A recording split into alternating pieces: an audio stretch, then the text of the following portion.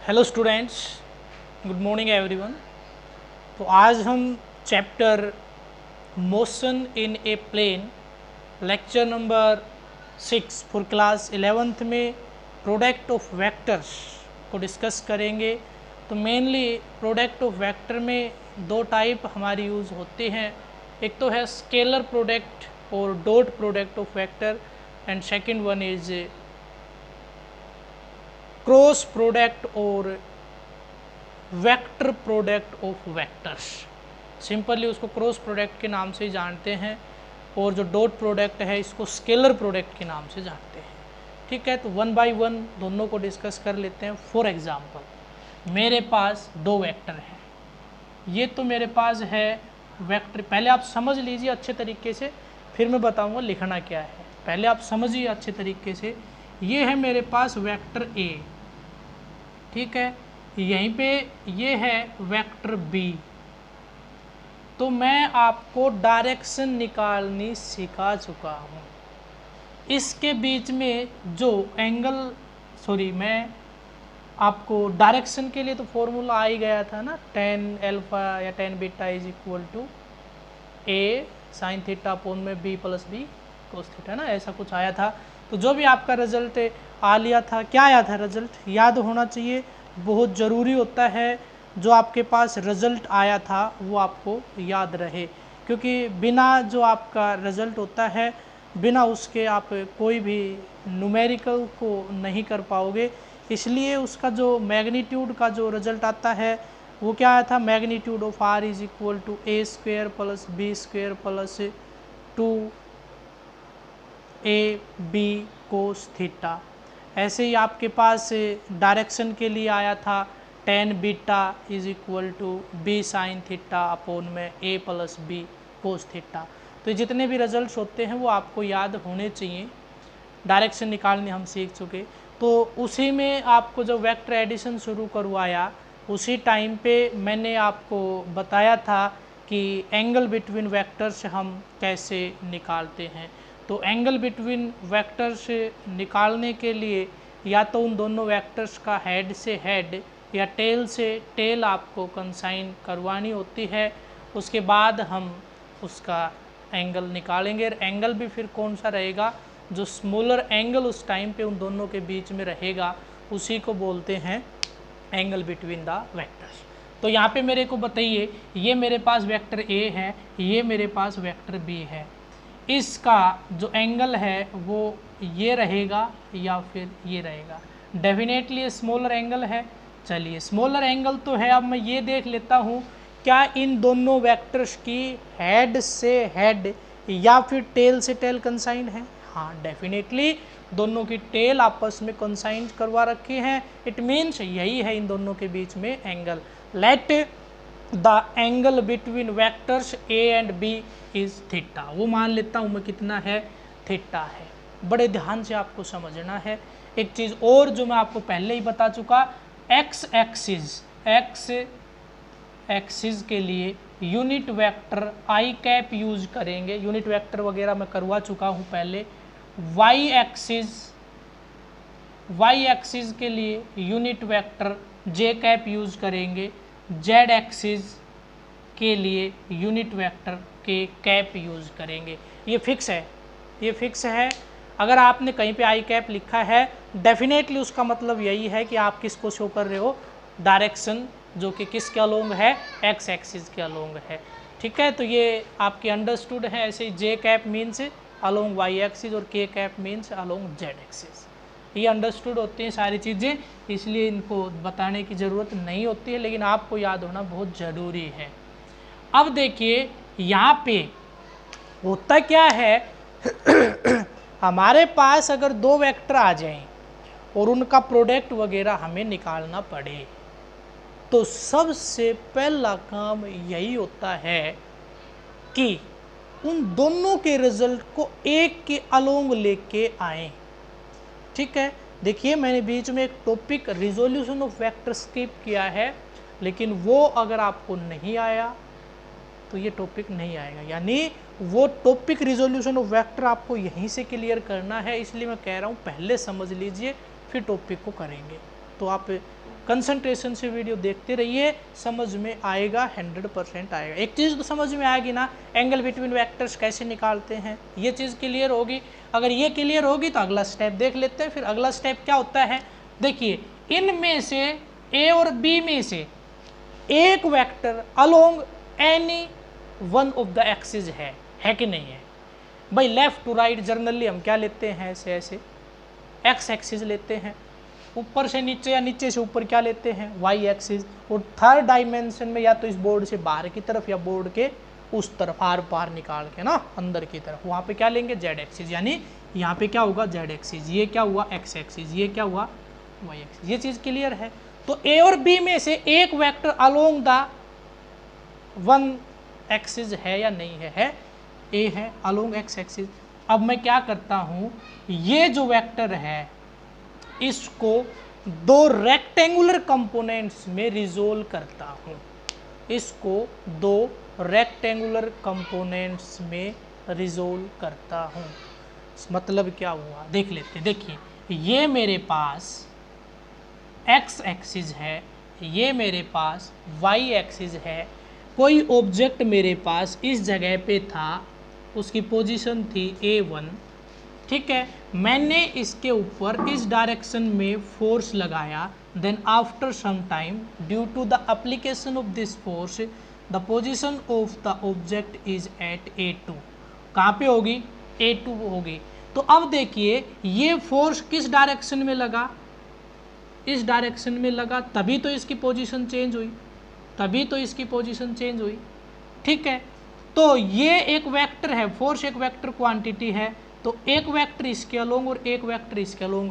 लेकिन अपने पास जो ऑब्जेक्ट था जिसको A1 A2 पोजीशन से रिप्रेजेंट किया है, क्या उसकी पोजीशन केवल एक्स एक्सिस में बदली या केवल वाई एक्सिस में बदली, ये तो हम नहीं कह सकते, क्योंकि यहाँ पे तो हम देख रहे हैं कि एक्स एक्सिस में पहले पोजीशन मान लिया उसकी x1 थी और y में y1 थी, then after some time its position is changes with respect to both the axis, means X axis में भी चेंज होगी और वाई एक्सिस में भी चेंज होगी। तो ये जो वेक्टर है, ये जो वेक्टर है, इसकी जिस एक्सिस में पोजीशन चेंज हो रही, यानी इसके ऊपर मैं ऐसे ऐसे पॉइंट्स नोट करना चाहूँ तो इसकी जो डायरेक्शन है या पोजीशन है वो किस किस एक्सिस में चेंज होगी, डेफिनेटली दो एक्सिस में चेंज होगी। थर्ड है आपका that is Z axis, that is outside the board और इनसाइड द बोर्ड। तो उसको तो हम यहाँ पे शो कर नहीं सकते, उसके रेस्पेक्ट में पोजीशन चेंज हो भी नहीं रही है। अगर हो रही होगी तो उसको मैं बोर्ड पे शो नहीं कर सकता, क्योंकि वो तो आउटसाइड आना पड़ेगा, उसको तो यहाँ पे चलना पड़ेगा कहीं ना कहीं, तब आपका चेंज होगा। इट मीन्स इसकी पोजीशन जिन दो एक्सिस में चेंज हो रही है वही इसके दो रेक्टेंगुलर कंपोनेंट बनेंगे, वही इसके क्या बनेंगे, दो रेक्टेंगुलर कंपोनेंट बनेंगे। तो एक तो इसका रेक्टेंगुलर कंपोनेंट इधर होगा, एक इधर होगा, ये चीज़ क्लियर होगी। अब देखिए वेक्टर बी के अंदर जो पोजीशन चेंज हो रही है वो इधर भी हो रही है, इधर भी हो रही है। इधर कितना कंपोनेंट आ रहा है और इधर कितना आ रहा है, इधर कितना और इधर कितना आ रहा है, तो कितना कितना आ रहा है।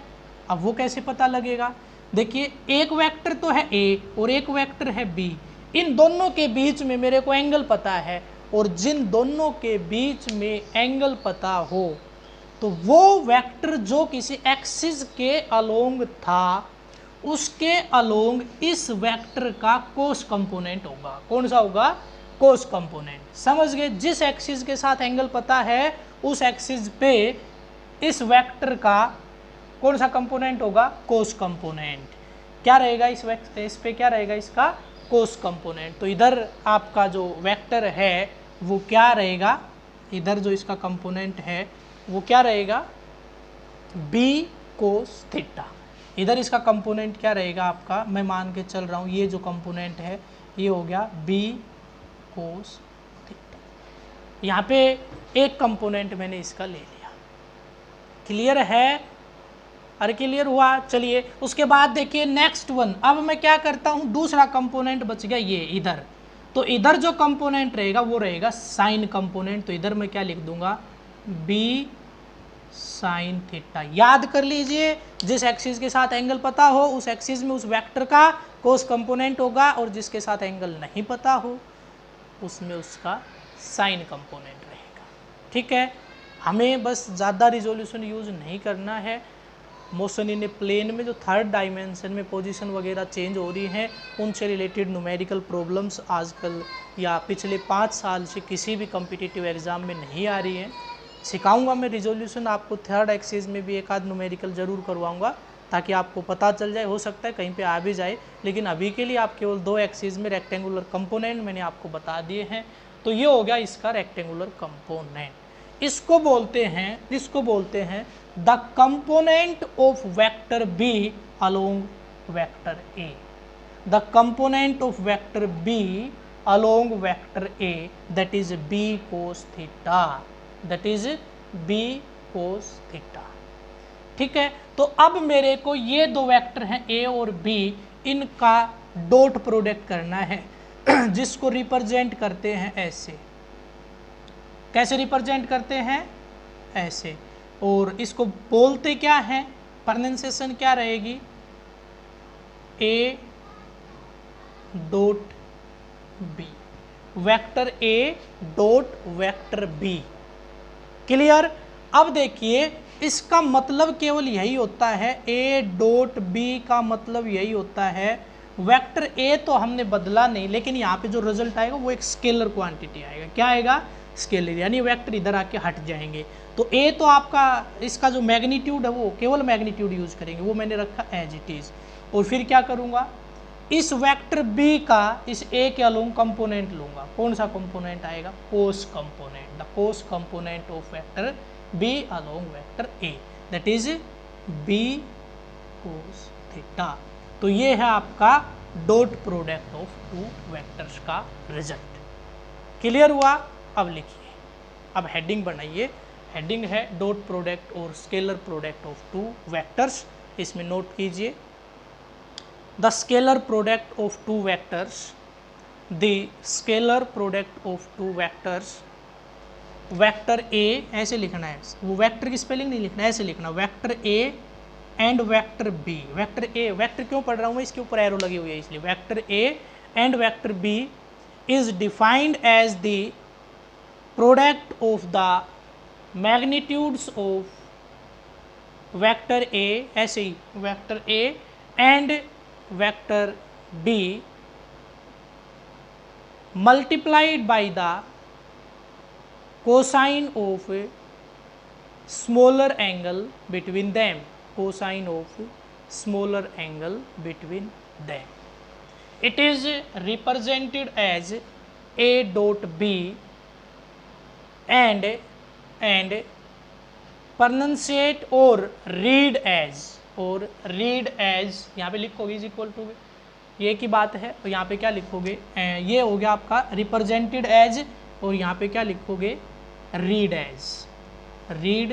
As A dot B, vector A dot vector B, and it is given by A dot B is equal to A B cos theta, A B cos theta. अब देखिए, आपने एक डेफिनेशन सुनी होगी 9th क्लास में, work. What is work?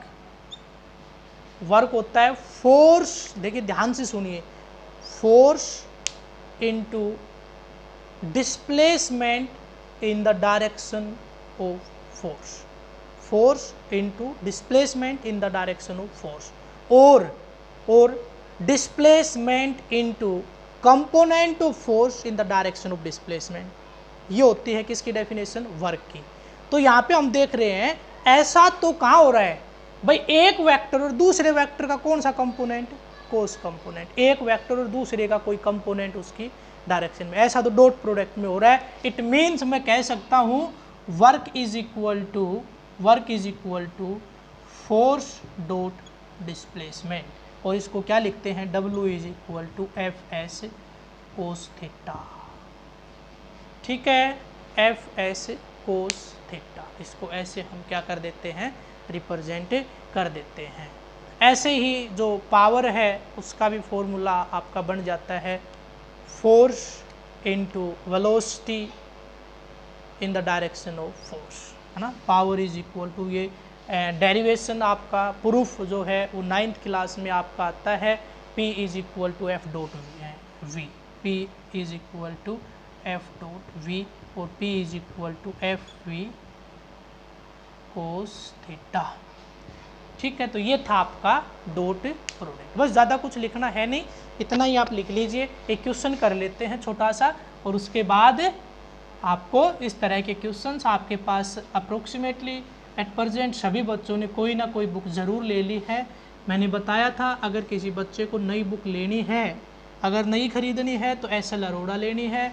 अगर आपको कहीं से पुरानी मिल रही है तो किसी भी पब्लिशर की हो, कोई दिक्कत नहीं है, चाहे वो प्रदीप की हो, चाहे वो मॉडर्न ABC हो, चाहे वो दिनेश हो, चाहे वो एस.एल. अरोड़ा हो, चाहे वो H.C. वर्मा हो, किसी भी राइटर की हो सकती है। ठीक है, चाहे वो NCERT, कोई दिक्कत नहीं, आप कोई भी बुक ले सकते हो, क्योंकि प्रैक्टिस जो हम करवा रहे हैं वो NCERT बुक से रिलेटेड ही होगी, और न्यूमेरिकल आप सभी की बुक्स में मिलेंगे जो भी मैं करवाऊँगा। बस ये हो सकता है मैं जो करवा रहा हूँ एक सीक्वेंस न्यूमेरिकल्स की, वो आपकी बुक में लगातार ना मिल के कोई कम्पिटिटिव कॉर्नर में मिल जाएगा, कोई NCERT में मिल जाएगा, कोई कहीं पे मिल जाएगा, मिलेंगे सारे आपकी बुक में। ऐसा कोई क्वेश्चन नहीं होगा जो आपकी बुक में ना मिले। ठीक है, तो एक छोटा सा क्वेश्चन मैं रीड कर रहा हूँ, आप लिख लीजिए, क्योंकि इतना टाइम नहीं है कि मैं बोर्ड पे लिखूँ, बहुत ज़्यादा टाइम लगता है लिखने में।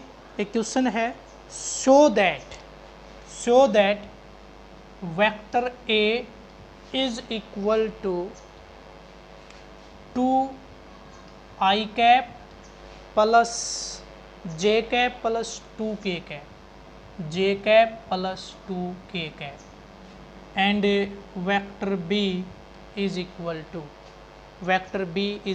To 2i cap minus 2j cap minus k cap are perpendicular to each other,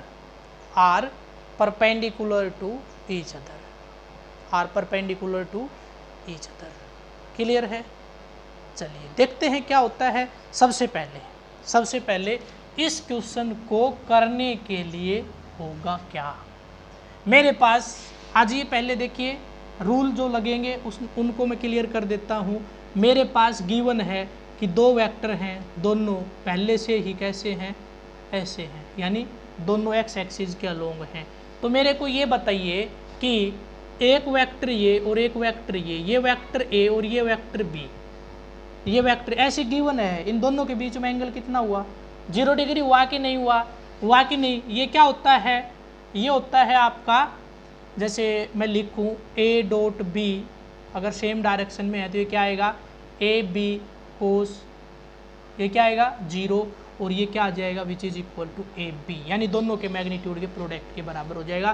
cos 0 degree पे क्या होता है, कोस 0 डिग्री पे होता है मैक्सिमम, दैट इज 1। 0 डिग्री पे कोस क्या होता है, मैक्सिमम होता है, वो मैक्सिमम कितना 1 होता है। तो यहाँ पे देखिए आई कैप, तो मेरे को ये बताइए आई कैप का मतलब क्या था, यूनिट वेक्टर, ऐसा वेक्टर जिसका मैग्नीट्यूड क्या हो 1 इंटू 1 का स्क्वायर आ गया कि नहीं। तो दोनों इनका जो मैग्नीट्यूड है वो है 1, तो 1 का स्क्वायर यानी 1 इंटू कोस 0 डिग्री, कोस 0 पे क्या होता है 1, तो आंसर क्या आया 1, यानी i cap dot i cap is equal to 1 क्यों आया, पता चल गया। और पता चल गया, नोट कर लीजिए आप बॉक्स बना के, चाहे हिंदी में इंग्लिश में कैसे भी लिख लीजिए, याद आपको रखना है, मेरे को नहीं रखना है। ठीक है, उसके बाद आपका आएगा सिमिलरली, आप डायरेक्ट लिख सकते हो j cap dot j cap is equal to 1। उसके बाद आप लिख सकते हो k cap dot k cap is equal to 1। ये रिजल्ट्स आपके आएंगे, क्लियर। चलिए सेकंड जो रूल है ये चीज़ बिल्कुल क्लियर आपकी होगी। अब मैं कोई भी एक वेक्टर उठाता हूँ आई कैप और दूसरा इनमें से कोई भी ले लेता हूँ जे और के में से कोई भी, तो मैं ले रहा हूँ यहाँ पे पहले जे कैप। तो देखिए इसका मतलब ये हुआ एक वेक्टर इधर और एक वेक्टर इधर, इधर होता है आई कैप और इधर होता है जे कैप। मैं मान लेता हूँ एक वेक्टर इधर है और एक वेक्टर इधर है, इन दोनों के बीच में एंगल कितना हुआ 90 डिग्री। तो क्या करोगे, a dot B is equal to A B cos 90 degree. Cos 90 पे क्या होता है 0, समथिंग इंटू 0 0। तो आई और जे के बीच में एंगल कितना हो गया 90 डिग्री, इसलिए क्या आएगा 0। ऐसे ही मेरे को ये बताइए आई और के के बीच में एंगल क्या रहेगा 90 डिग्री, क्योंकि तीन कोऑर्डिनेट या तीन एक्सिस क्या होते हैं mutually perpendicular to each other, तो ये भी 0। उसके बाद आप अगर बात करें जे डॉट के, तो ये भी आपका क्या आएगा 0। शायद सारे चीज़ें यूज होंगी के जे और के जे आई, हाँ हो गया है, ठीक है 0। यानी सेम वेक्टर आपस में मल्टीप्लाई होते हैं। चलिए अब आपने एक सिंपल सा रूल सीख रखा है, एक सिंपल सा रूल क्या सीख रखा है, ए डॉट बी में अगर करूं A dot B is equal to A dot B is equal to, मैं पहले ये लिख देता हूं 2 I cap plus J cap plus 2 K cap. उसके बाद आगे क्या करना है मल्टीप्लाई करनी है, डॉट लगा देना है, ये डॉट है यहाँ पे डॉट मैंने लगा दिया। अब ये लिख देना है 2 I cap minus 2 J cap minus के कैप। मैंने बताया था किसी वेक्टर के आगे अगर इस तरह से 2 ऐसे लिखा हुआ है 2 जे कैप, तो इसका मतलब क्या है, इसकी जो डायरेक्शन है वो जे एक्सिस के अलोंग है, यानी वाई एक्सिस के अलोंग है, लेकिन नेगेटिव यानी ऊपर से नीचे है। वाई एक्सिस में माइनस लग गया, सॉरी एक्स एक्सिस में माइनस लग रहा हो तो क्या आएगा, यानी एक्स एक्सिस पॉजिटिव कहाँ होता है लेफ्ट टू राइट, तो वो कहाँ है राइट टू लेफ्ट है। इस तरह से ये आपके नेगेटिव साइन शो करते हैं, यानी नेगेटिव साइन डायरेक्शन को शो करता है। क्लियर है, नेगेटिव यानी 180 डिग्री से अपोजिट है ना, उसका 180 से अपोजिट। अब आपका रूल क्या होता है, मैं केवल समझा रहा हूँ, शॉर्टकट भी बताऊँगा, आप समझ लीजिए। पहले रूल क्या होता है, पहले को इसके साथ मल्टीप्लाई करो, फिर इसके साथ करो, फिर इसके साथ करो, ऐसा ही होता है ना। एक करके दिखा रहा हूँ, फिर मैं आपको बताऊँगा। देखिए 2 I cap dot 2 I cap, ऐसा ही होगा ना। फिर इसकी मल्टीप्लाई इसके साथ, माइनस है तो माइनस, ये 2 I cap dot 2 J cap, फिर माइनस है तो माइनस और प्लस है तो प्लस, माइनस 2 आई कैप, और ये आपका क्या है, ये देखिए यहाँ पे मैंने माइनस नहीं लगाया है, इसका ध्यान देना पड़ेगा, ये है माइनस का, ठीक है, ये है माइनस, हाँ सही है सही है सही है सही है बिल्कुल, ये 2 आई कैप है, सही था 2 आई कैप डॉट ये जे, इसी का माइनस है 2 जे कैप, फिर आपका आएगा इधर माइनस इधर plus, minus minus plus minus minus रहेगा 2 I cap dot k cap, ये आएगा ना। ऐसे ही बाकी सारे भी लिखने होते हैं, लेकिन हमें तो पता है ये J dot I dot J क्या होगा 0, आई डॉट के क्या होगा 0, ये क्या होगा 0, तो मैं मल्टीप्लाई ही क्यों करूं, मैं इनकी मल्टीप्लाई ही क्यों करूं, मैं तो डायरेक्ट ये कर देता हूं आई वाला कंपोनेंट आई के साथ, जे वाला जे के साथ और के वाला के साथ, क्योंकि वैल्यू तो इसी की आनी है, आई और जे या आई और के की तो 0 आनी है, तो मैं क्यों करूँगा इनका, मैं क्या करूँगा। अब देखिए आई को भूल जाइए, एक बार बस मैच कर लीजिए, इसकी मल्टीप्लाई इसके साथ करनी है, केवल किसकी मैग्नीट्यूड की, 2 × 2 4, 2 × 2 4। चलिए उसके बाद आगे ये प्लस ये माइनस, क्या आएगा माइनस, इधर 1 और इधर 2, 2 × 1 2।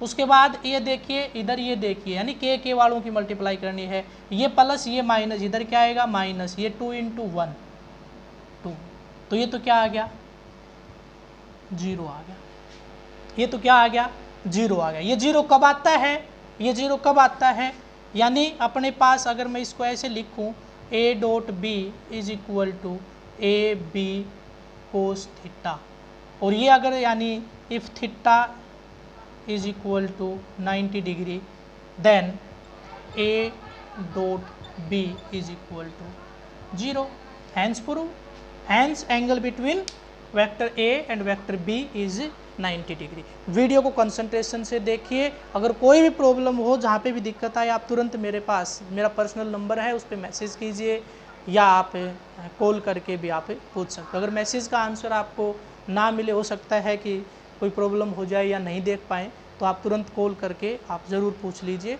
आपको ज़रूर उसका सॉल्यूशन मिलेगा। कोशिश कीजिए समझने की, थोड़ा सा टाइम लगेगा एक क्वेश्चन करने में, उसके बाद देखिए नेक्स्ट अगर मैं दूंगा तो आप सीधा क्या करोगे सोचने वाली बात ही नहीं है, केवल क्या करना, आई के आई के साथ, जे के साथ, के साथ, बस कुछ भी करना ही नहीं है डॉट प्रोडक्ट में, और उसके बाद उसको जोड़ दीजिए, आंसर जो आ गया उसको लिख देंगे। क्लियर है कि नहीं है? चलिए ठीक है, तो आज के वीडियो में इतना ही, थैंक्स।